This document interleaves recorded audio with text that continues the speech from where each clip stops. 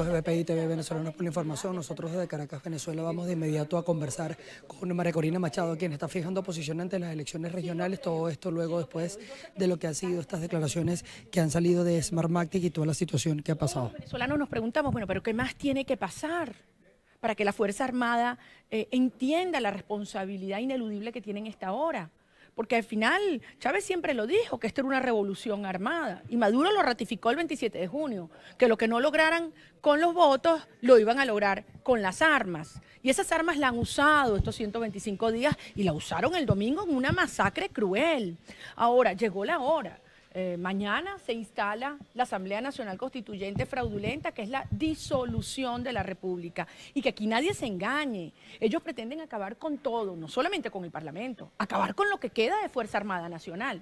Entonces, así como la sociedad civil lo ha dado todo, los venezolanos han puesto su vida, su empleo, su propiedad, su hogar, arriesgado todo. Bueno, este es el momento que los ciudadanos militares entiendan que les corresponde proteger a ese pueblo que legítimamente lucha en la calle y cumplir su mandato, su juramento, su constitución. ¿Ha denunciado Smartmatic tardíamente al CNE?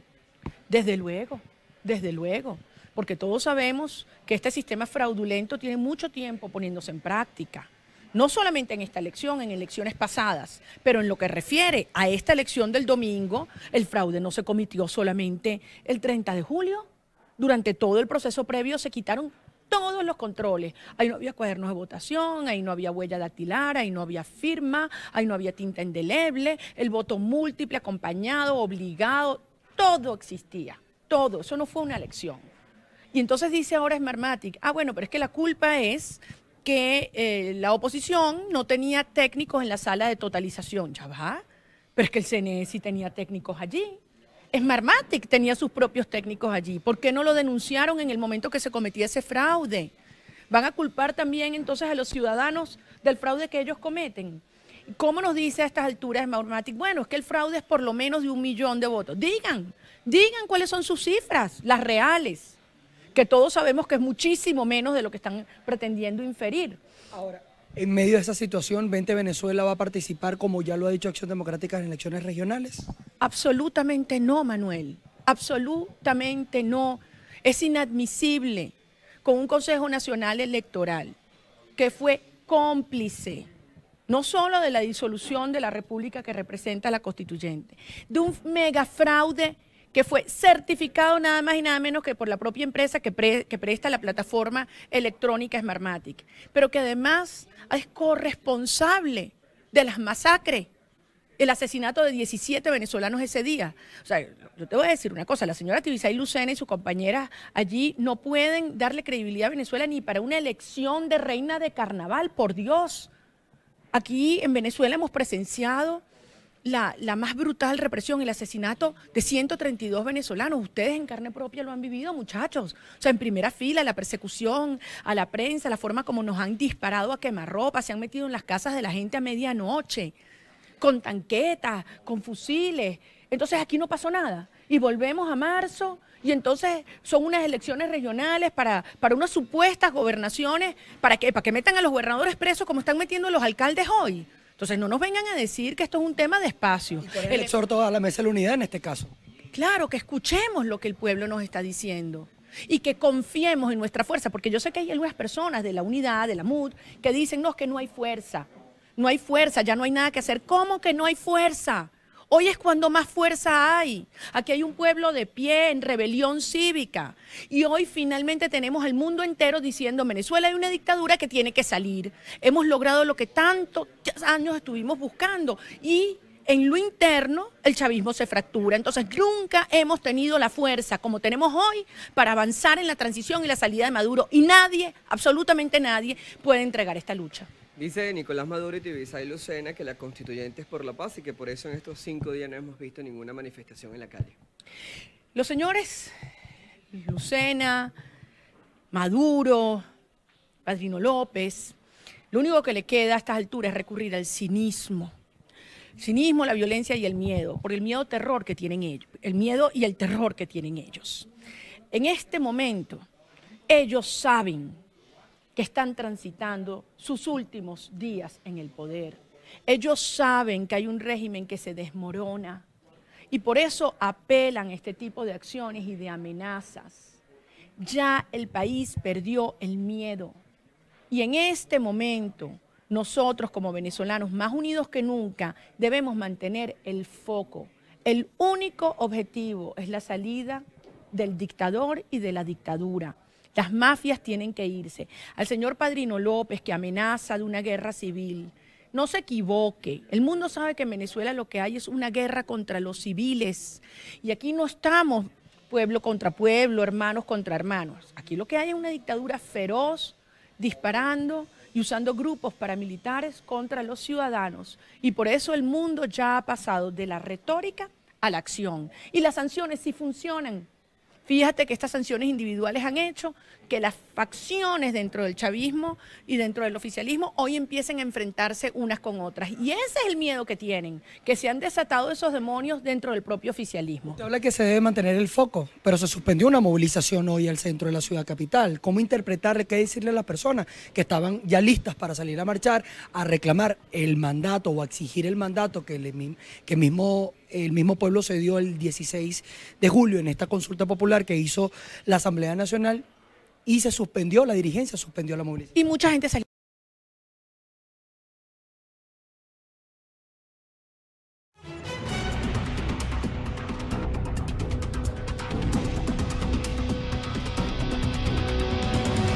De instalar y de anunciarle al mundo lo que significa esta farsa constituyente y seguimos en la calle. No tengamos miedo. La rebelión cívica y la presión ciudadana sí funciona y en Venezuela nos ha traído a este punto. Aquí esto no es un momento de duda, ni de división, ni de decepción. Todo lo contrario. Nunca en 18 años hemos tenido tanta fuerza como tenemos hoy. Así que venezolanos, los escuderos, como tú decías, los estudiantes, los sindicatos, los trabajadores, las universidades, la sociedad civil, los defensores de derechos humanos, seguimos en la calle. Porque esta lucha y este sacrificio no será en vano y falta poco. Óigame bien, falta poco. Maduro y su régimen van a salir del poder. Hablando del mundo, la Unión Europea rechaza los resultados de la constituyente, pero aún no aplica sanciones. ¿Qué falta y cuál es el mensaje a la comunidad europea? Que entiendan el drama que vivimos.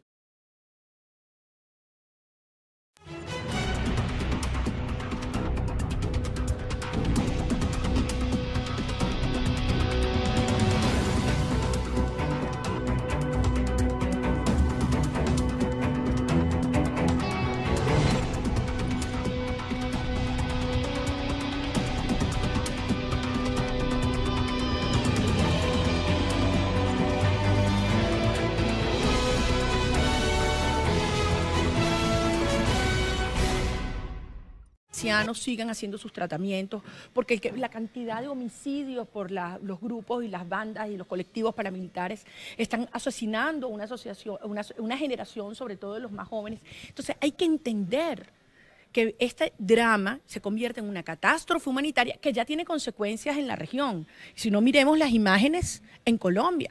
En cuestión de días se habla de más de 150.000 venezolanos que han huido en estampida. Es una crisis ahora de migraciones.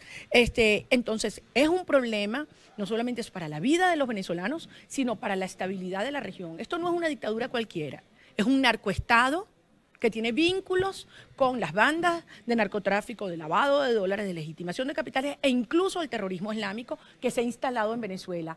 Es un problema y es una amenaza para la estabilidad de la región y hay que actuar ya.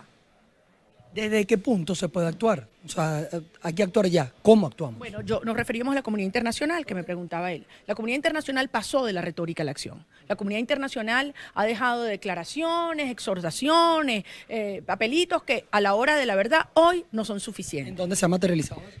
En el desconocimiento formal, digamos, de Estado a Estado, de más de 40 países del mundo y del Parlamento Europeo en la producción de estas sanciones individuales que ya varios países de América Latina han suscrito y que tienen resultados, y desde luego en la declaración que ha hecho la Unión Europea de que va a evaluar sanciones. Eso es muy importante. Ahora bien, se reúne Mercosur el sábado Hay una reunión en Perú de 11 naciones, se está convocando una reunión.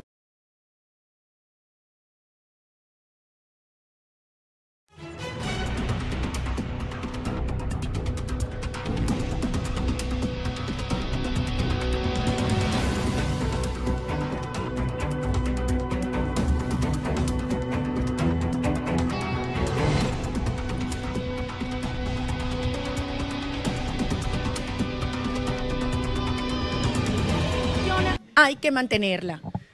Que es riesgoso, sí. Ahí vemos dónde está Antonio, cómo está Leopoldo, los presos, los perseguidos. Claro que es doloroso. Nos amenazan todos los días. Pero aquí nadie se va a echar para atrás. No hay cárcel para 30 millones de personas. Entonces hay que seguir. Esa es la estrategia. Generar toda la presión necesaria para que Maduro entienda que tiene una sola opción: negociar su salida. Se firmó un pacto de gobernabilidad hace ya algunos meses que fue parte de la agenda de la Mesa de la Unidad Democrática, luego lo que fue la consulta pública realizada a escala nacional. Acción Democrática dice que se está, al no ir a las elecciones regionales o al no participar en las elecciones regionales, como ya lo ha dicho 20 Venezuela, se está faltando a lo que se estableció en ese pacto de gobernabilidad, quienes lo suscribieron, las distintas organizaciones sociales, políticas y económicas. ¿Se está faltando desde el punto de vista de María Corina Machado? Bueno, no lo creo, pero respeto su opinión. Lo que yo sí le puedo decir es que 20 Venezuela no va a faltar al mandato de 7.600.000 venezolanos que votaron por un plebiscito que dijo claramente que la Asamblea Nacional tenía que renovar los poderes públicos. Eso incluye sacar al Consejo Nacional Electoral actual y nombrar una nueva directiva y avanzar un gobierno de transición. Los 7.600.000 venezolanos salimos con un propósito: demostrarlo a nosotros mismos y al mundo en un plebiscito que Maduro se tenía que ir. Y ese fue el mandato de ese día. Todo aquello que nos desvía de ese propósito debe ser descartado. Y en la opinión de 20 Venezuela y en mi opinión, aceptar unos términos absolutamente inconvenientes con este Consejo Nacional Electoral sería deslegitimar ese mandato y legitimar un régimen que es una dictadura, y en mi opinión el mundo no lo entendería. Así que yo respeto las opiniones de los demás partidos que se la dirán al país. Yo creo que la mesa de la unidad tiene que mantenerse en la unidad del país. En medio de esa unidad, ustedes forman parte del G9. ¿Ha planteado 20 Venezuela reunir a todos los integrantes de la unidad y discutir estos temas y salir todos en unidad y mostrar unidad? Claro, eso está planteadísimo. Y en ese sentido, por escrito, se ha pasado. Ahora, este es un momento en el cual cada venezolano tiene que tomar además una decisión en su propia conciencia. Esta no es una lucha de 9 partidos, Manuel. Y con todo respeto, yo creo que esta es una decisión que incluso si todos los partidos estuvieran de acuerdo en desconocer ese mandato, la sociedad no lo acataría, porque esto ha sido, el plebiscito fue convocado por toda la sociedad, no solo por los partidos. Y la dirigencia estudiantil y los sindicatos que se comprometieron con la huelga general, y las universidades y las ONGs de derechos humanos. Es toda una sociedad que está arriesgando su vida. Esto no es una lucha electoral. Si tú me dices que estuviéramos en democracia discutiendo si se va o no se va o cómo se va a unas elecciones, todavía que los partidos tomen la decisión. Pero esto es una decisión que tiene que ver con tu vida, la tuya, la de su familia, y creo que esto no es un tema que los partidos pueden tomar de espalda a la sociedad. ¿Y crees que llegará el momento en que la sociedad ya no le haga caso a los partidos? Espero que va a llegar un momento muy cercano donde todos los partidos y la sociedad seguimos unidos en una sola dirección. Toda la fuerza en rebelión popular para sacar a Maduro de una vez por todas. Todos unidos, los partidos y la sociedad civil. En eso es lo que yo confío.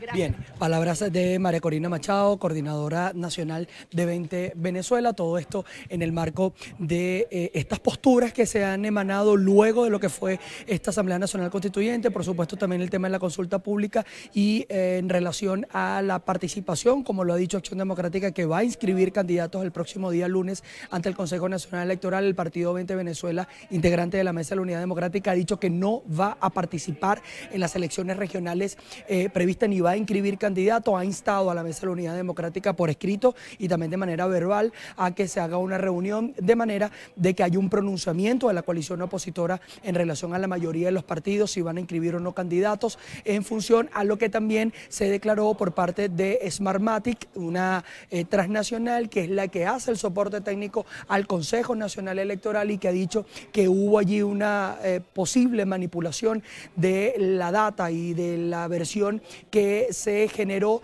de los resultados de la Asamblea Nacional Constituyente del pasado día domingo por parte del Consejo Nacional Electoral. Desde Caracas, Venezuela, yo soy Manuel Fajardo y esto es BPI TV Venezolanos por la información.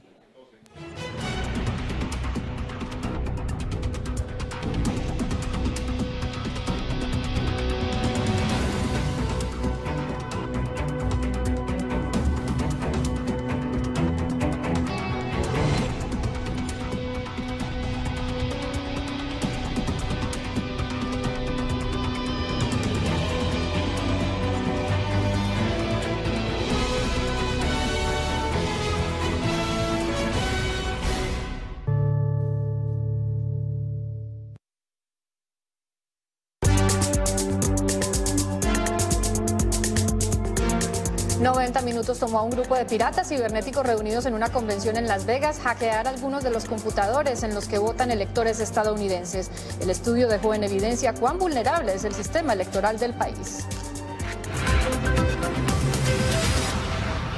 Los médicos del Hospital Johns Hopkins en Baltimore fortalecen una alianza con los creadores de efectos especiales en Hollywood. El objetivo, practicar cirugías cerebrales más exitosas.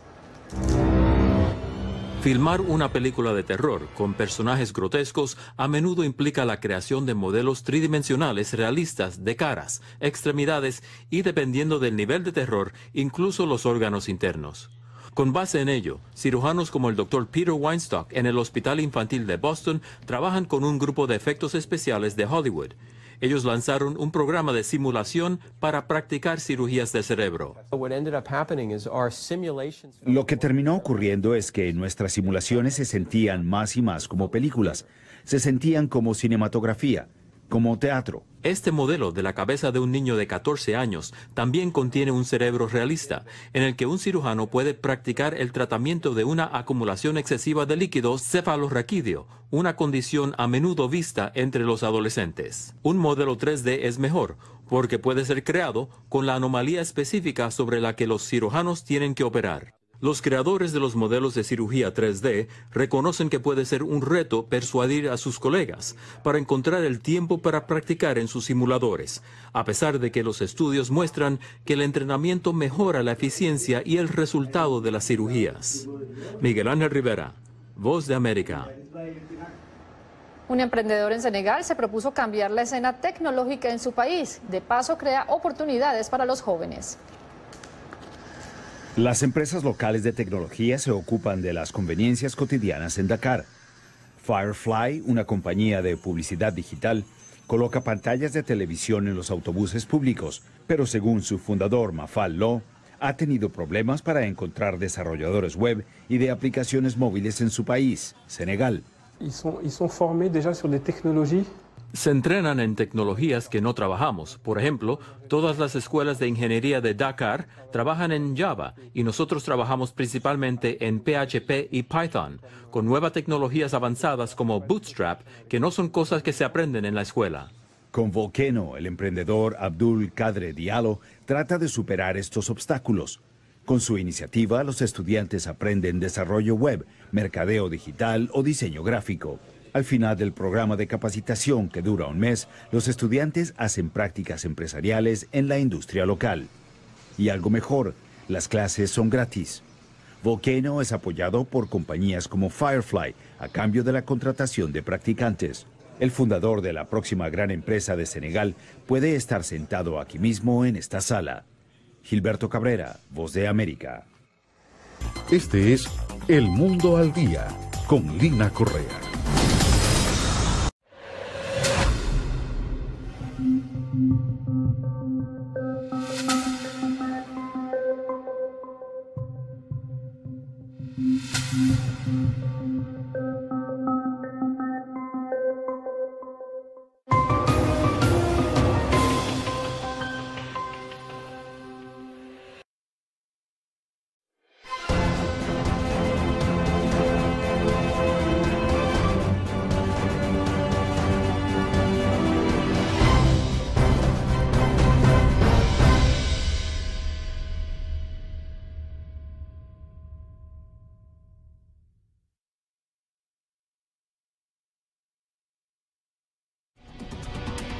Desde Caracas, Venezuela, soy Andrés Fornerino y esto es BPI TV, Venezolanos por la Información.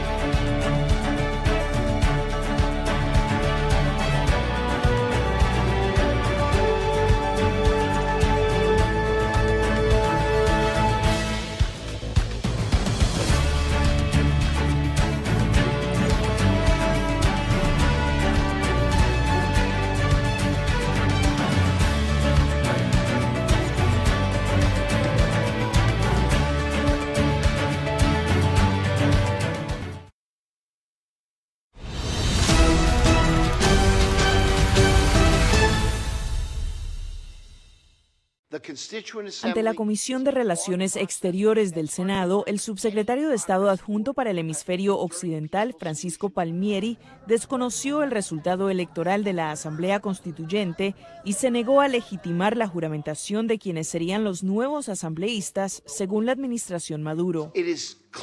Es claro que con este esfuerzo de buscar una asamblea constituyente, el gobierno de Maduro está procediendo hacia un gobierno autoritario cada vez mayor en el país. El intento de instalar una asamblea constituyente será respondido con una acción rápida y fuerte de esta administración para asegurar que las instituciones democráticas elegidas en Venezuela estén protegidas. Al extender su apoyo a los países de la región que podrían sentir el impacto del conflicto venezolano dentro de sus propias fronteras, Palmieri advirtió que la problemática ya afecta más que a Venezuela.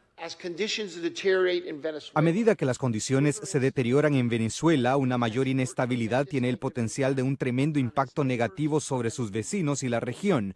La situación en Venezuela conlleva riesgos especiales para Colombia. Por su parte, el senador republicano Marco Rubio pidió a la administración Trump ampliar aún más las sanciones contra el gobierno venezolano y envió una advertencia a aquellos funcionarios señalados de tener vínculos con el narcotráfico.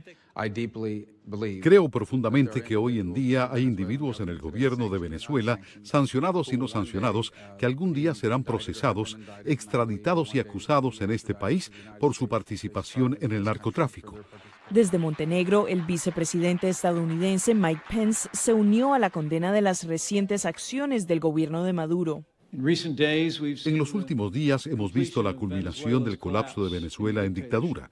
Estados Unidos llama a todos los que aprecian la libertad a condenar al régimen de Maduro por su abuso de poder y su abuso de su propio pueblo. Angélica Herrera, Voz de América, Washington.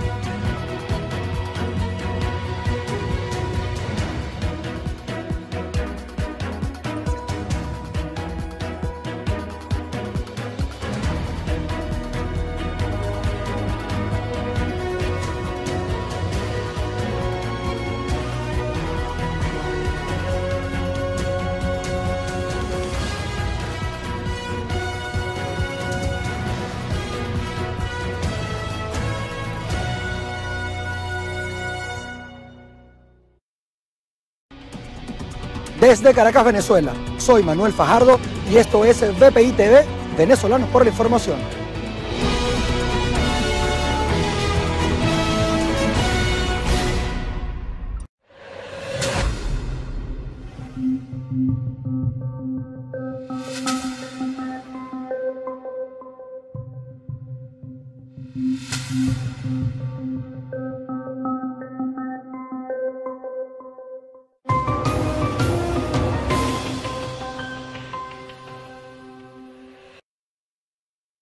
Ya está reprimiendo con gases lacrimógenos de ocupaciones violentas en la urbanización El Paraíso. Por nuestra bandera, nosotros luchamos por un país distinto. La Guardia me ha dicho que nos quitemos de este lugar. Andrés Fornerino para BPI TV. Que se encuentra acá avanzando en este tiempo. Reportó Manuel Fajardo. ¡Buenate! ¡Buenate!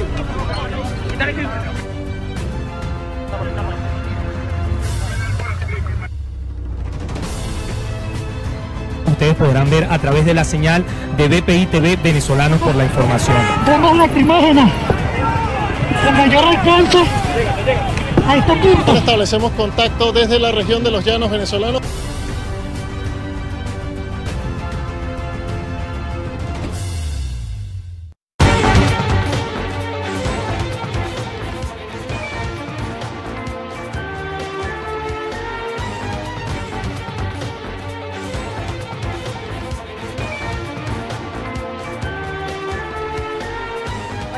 Todos y bienvenidos a una nueva edición de Tech Chat que transmitimos todos los miércoles alrededor del mediodía aquí a través de Facebook Live y hablamos con personas que marcan la diferencia en cuestiones de tecnología, emprendimiento y sobre todo en el día de hoy hablamos con una persona de influencia. Sergio Fernández de Córdoba nos acompaña desde Nueva York vía Skype y él es una persona, un fundador de la organización que se llama Public. Y entre otras cosas hablamos de medios de comunicación y el impacto que tienen en la sociedad y al parecer tú, Sergio, eres el experto en ese tema. ¿Cómo estás? Hola, ¿qué tal? Muy bien, muchas gracias. Bueno, Sergio, precisamente a través de tu fundación y de otras organizaciones y compañías que tienes, has trabajado en proyectos muy importantes aquí en Estados Unidos y que han tenido un gran impacto. Cuéntanos un poco cómo han sido estos proyectos, de qué se tratan y cuál es tu área de experiencia. Mira, nosotros todos estos proyectos que hemos estado trabajando ha sido bajo la Fundación Public y es una fundación que lanzamos en el año 2011 con la visión que con los medios tenemos la oportunidad de cambiar cómo nosotros miramos al mundo de impacto. Entonces, y eso fue una parte de una visión que, fue una visión que empezó cuando yo tenía mis empresas en el tema de medios, periódicos, publicidad exterior, y entonces lo que vi fue que todos los días nosotros a la gente le estamos enseñando cómo matarse, cómo fumar, cómo beber, cómo tomar azúcar, cómo engordarse, o por qué tenemos que ser flaquitos, o dónde viajar, y entonces todo ese tema de todas estas influencia que nos traen los medios, decidimos lanzar una fundación dedicada exactamente a eso y lo lanzamos, verdaderamente lo lancé con un TED Talk que se llamaba Media is the New Currency for Impact. Y tuve la oportunidad en Wall Street de hablar de algo que was my passion, algo que era mi pasión, y entonces yo lo hice alrededor de la fundación y estuve hablando que vamos a lanzar una fundación, o sea que ni siquiera la habíamos lanzado cuando yo hice el TED Talk.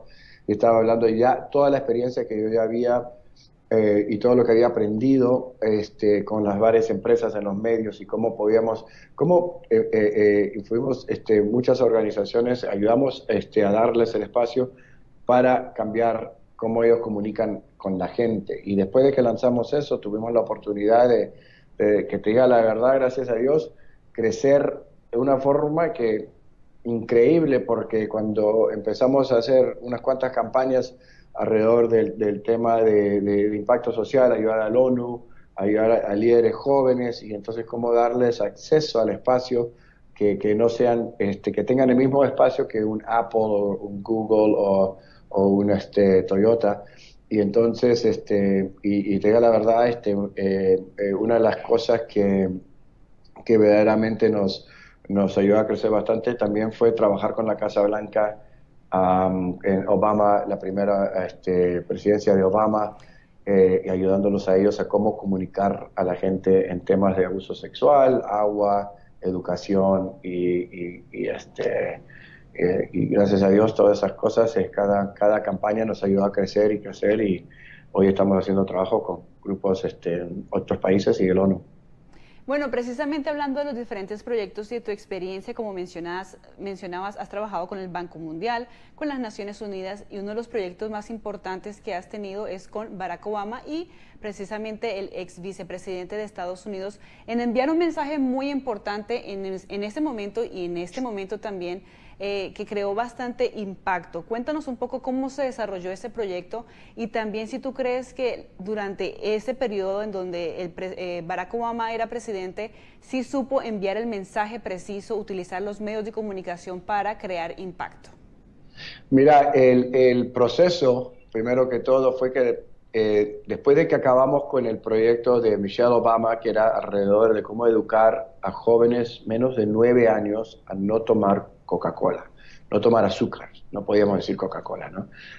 Y cómo educarles a ellos, y era algo lo más difícil, una idea loca, porque dice, ¿cómo vamos a traerles publicidad y comunicarnos con chicos menos de 9 años? Pero lanzamos una campaña que fue la campaña más grande en la historia de la Casa Blanca, y cuando acabamos esa campaña, estábamos en la Casa Blanca todos celebrando, y en una reunión en el West Wing, y entra el vicepresidente, y el vicepresidente dice, ahora es mi turno, yo quiero mi campaña. Y le dice al equipo, dice, yo quiero una campaña que se dedique a un tema muy importante en este país. Es un tema que nos impacta a todos, pero nadie quiere hablar. Nadie quiere hablar del tema de abuso sexual. Es un tema que es un problema muy grande en deportes, en todo el tema de música, entertainment, y también bastante en las universidades. Y eso era más que todo la visión del vicepresidente, era que cómo podemos comunicar a los jóvenes y al mundo de atletas y entretenimiento. Y entonces y entró y dijo, ok, esta es la visión, gracias, cerró la puerta y se fue. Y entonces dice, pero ese es el expertise de ustedes. O sea que tienen a nosotros, a la Casa Blanca, tienen a mí, a Valerie Jarrett, el presidente, a la primera dama, tenemos a todo el poder de la Casa Blanca para armar lo que ojalá sea la campaña más grande, y eso que acabamos de hablar de la campaña más grande, que era sobre Drink Up, agua. Y entonces ahí empezamos, y lo que hicimos fue, como tenemos en la fundación, tenemos tantos líderes en los medios que vienen y vienen a nuestros eventos, y